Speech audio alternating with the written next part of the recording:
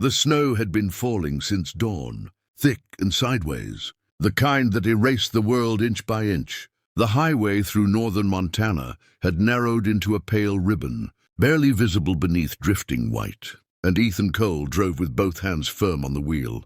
Jaw tight, eyes trained forward.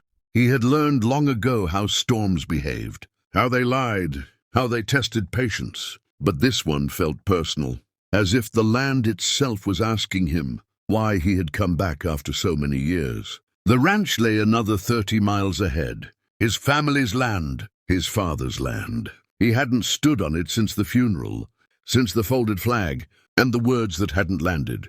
12 years overseas had been easier than returning home. War gave him rules.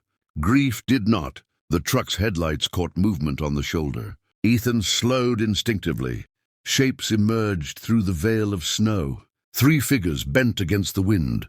A woman in a thin coat, one arm wrapped around a child, the other gripping a second who stumbled with every step. No vehicle, no shelter, just the storm and the empty road. Ethan pulled over. The cold hit him hard when he stepped out, slicing through his jacket. He raised a hand, keeping his distance. "You can't be walking out here," he called over the wind. "This storm's getting worse." The woman turned slowly. Snow clung to her hair, her lashes, the worn fabric of her coat.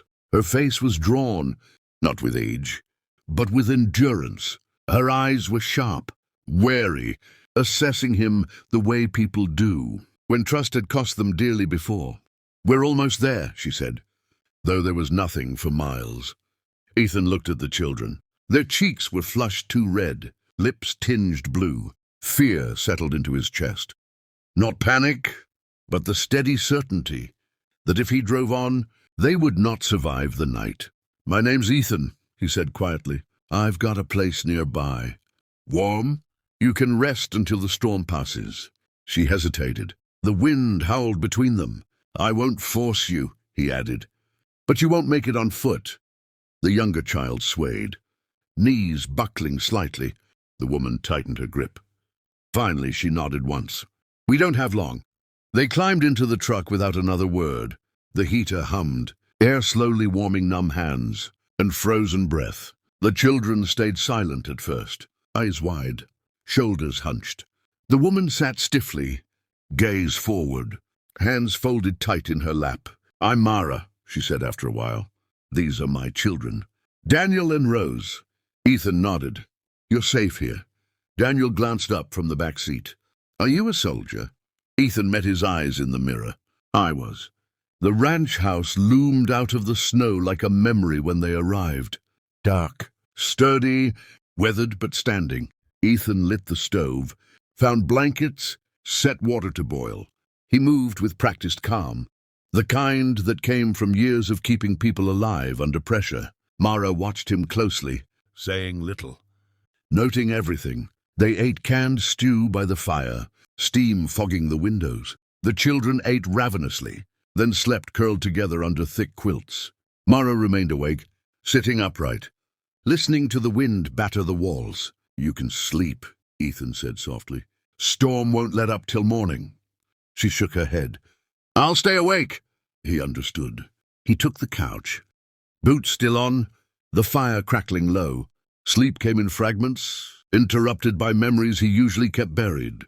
Sandstorms, shouted commands, faces he hadn't saved. Morning arrived muted and white. The storm lingered, roads impassable. One night became 2, then 3. They settled into a rhythm.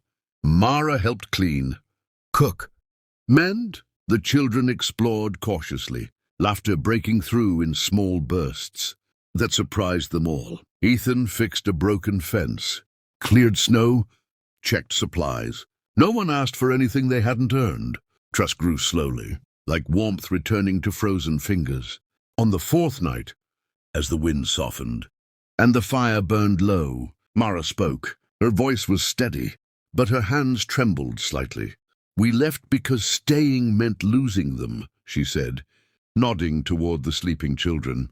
"Their father, he drank, he hit. When he started threatening to take them, I knew." Ethan listened without interrupting. He knew that kind of courage. The quiet, terrible resolve to walk into the unknown because the known had become unbearable. I didn't know where to go, she continued. Just away. Sometimes, Ethan said. That's enough. She looked at him then. Really looked, as if seeing the weight he carried too. You don't sleep much. He exhaled. No. The storm broke 2 days later, leaving the world hushed and bright. Beneath a clean sky, Ethan offered them options. Town resources, rides, help making calls. Mara listened. Thoughtful. We'll stay a little, she said finally. If that's all right. We can work. You don't owe me anything, Ethan replied. We need to, she said simply. Days turned into weeks. Snow softened underfoot. Repairs were made. The ranch changed shape, not physically, but in spirit. Meals were shared. Stories surfaced. Ethan taught Daniel how to mend wire. Rose learned the names of birds that lingered through winter. Mara learned Ethan's silences and when to leave them untouched.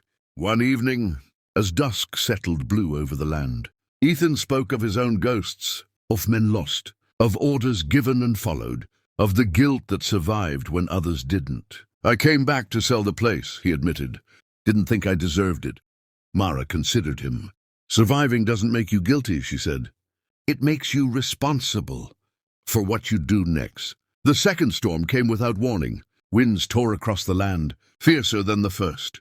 The generator failed. A beam in the barn groaned under the weight of ice. Ethan grabbed his coat, shouting for Mara to stay inside. She followed anyway. Together they fought the storm. Ropes biting into frozen hands, snow blinding. A beam snapped loose, crashing where Ethan had stood moments earlier. Mara screamed his name, terror raw and unfiltered. Ethan pulled himself free, heart hammering. They locked eyes through the swirling white, breath ragged, fear sharp and immediate. In that moment, something shifted, not fear, but certainty. They were no longer strangers sharing shelter. They were a unit. When the storm finally broke, the barn still stood. They stumbled inside, shaking, alive. The children clung to them, sobbing with relief. Ethan dropped to his knees, overwhelmed. Not by guilt this time, but gratitude. Spring came slowly. Snow melted into streams. The land breathed again. Mara received word from her sister. Safe housing, legal help, a path forward, she told Ethan one morning over coffee. Eyes thoughtful. We may leave, she said gently. He nodded. You should. But when the time came, the children hesitated. Mara did too. We found something here, she said. If you'll have us. Ethan looked out at the land he had almost abandoned. I'd like that, he said. The ranch changed again. Laughter settled into the walls. Traditions blended. Ethan slept through the night. More often than not, when winter returned, it no longer felt so cold. Some storms, he learned, didn't come to destroy, but to bring people home.